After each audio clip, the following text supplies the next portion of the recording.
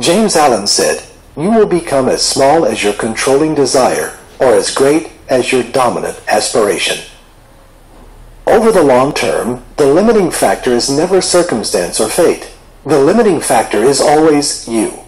In the same way, and for the same reasons, the limitless scope of possibilities is also defined by one factor, you.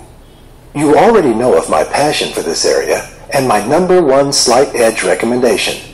I teach everyone I work with to read at least 10 pages of a powerful, life-transforming book each and every day.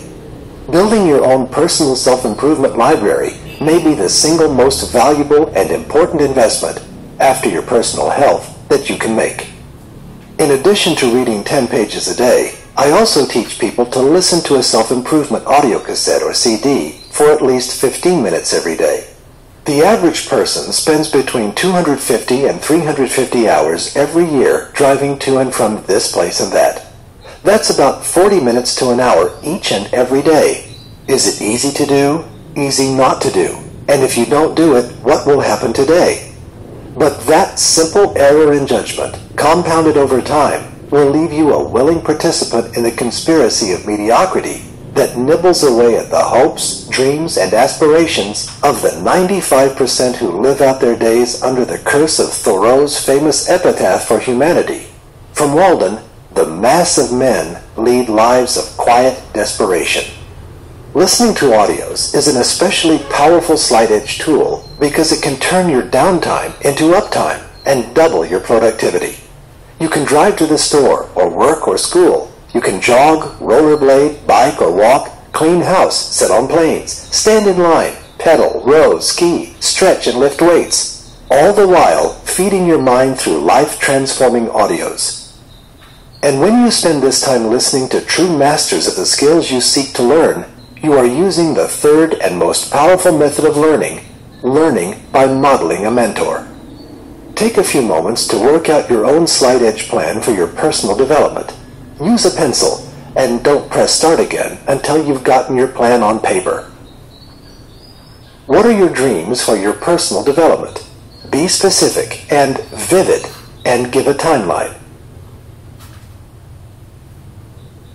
What price will you have to pay? What day and date do you plan to start? What is one simple daily discipline you commit to? You may want to put the plans you've been creating onto a bulletin board that you'll see every day. Your bathroom mirror is a good place to write them too. Use a dry erase marker. The slight edge and your relationships. How often have you heard of a successful business person who achieved great financial success only at the expense of a rich family life? When writing about the law of association, I mentioned the importance of who you associate with in terms of its strategic effect on you. But there is a greater truth about your associations too, because the relationships you choose are not only a means to an end, they are also an end in themselves. All the success in the world means little if there is no one to share it with. Relationships, too, are both built up and torn down in the subtlest of ways. Because most people are not aware of the slight edge, the progress of their relationships tends to be a mystery. What makes a marriage grow richer over the years for one couple and grow stale, empty, and bitter for another? 9 times out of 10 or better, 19 times out of 20, there is no single significant answer. It's the little things, day by day, that add up over time to unshakable happiness or unsalvageable misery. You've no doubt heard the expression, "It's the little things that count." There could scarcely be a more succinct statement of the slight edge, and chances are you heard it said in the context of a relationship.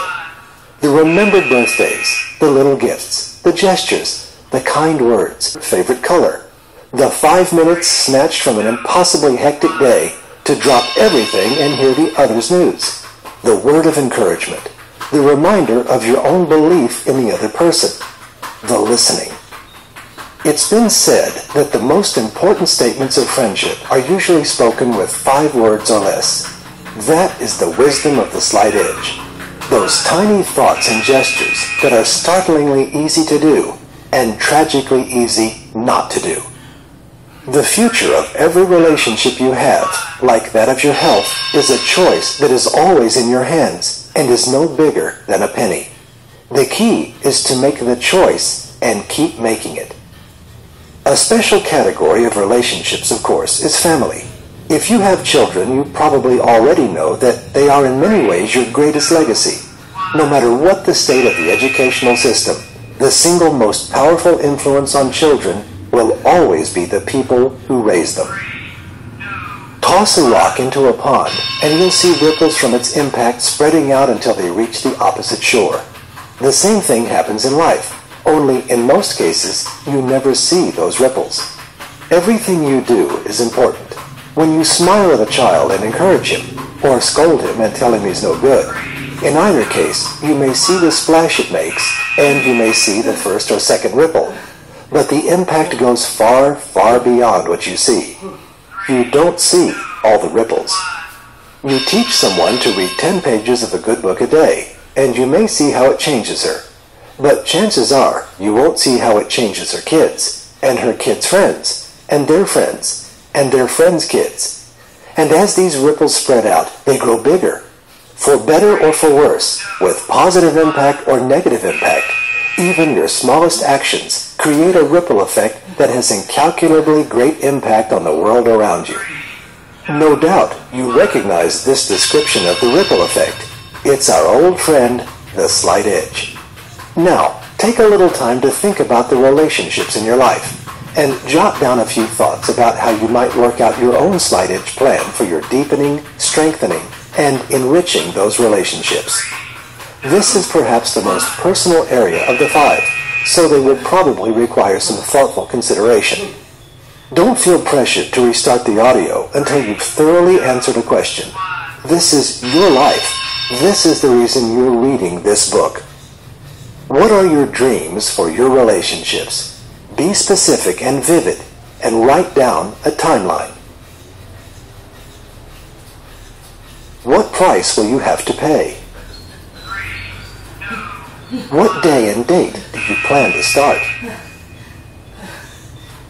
What one simple daily discipline will it require? Of all your plans, if you practice the slight edge, the results on this one may well be the most satisfying. The slight edge and your finances. Vince Lombardi wryly observed, winning is a habit. Unfortunately, so is losing. It's no accident that our exploration of the slight edge began with the story of a penny doubled. The world of finances is one of the easiest places there is to see, objectively and logically, the power of the slight edge in action. Everyone knows about the power of compound interest, right? Wrong. Everyone thinks they know about the power of compound interest. But most don't, not really. How many really do understand this power? 5%. The ones on the success curve of the slight edge. Remember the Pareto principle as applied to your goals deadlines? 80% of everything you do tends to get done in the last 20% of the time available. There's a similar law at work in most people's finances, only it's worse.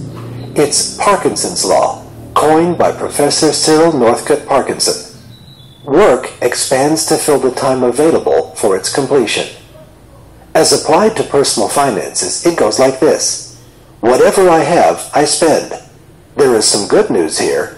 In the last few years, the common sense of slight edge personal finances has started making a comeback.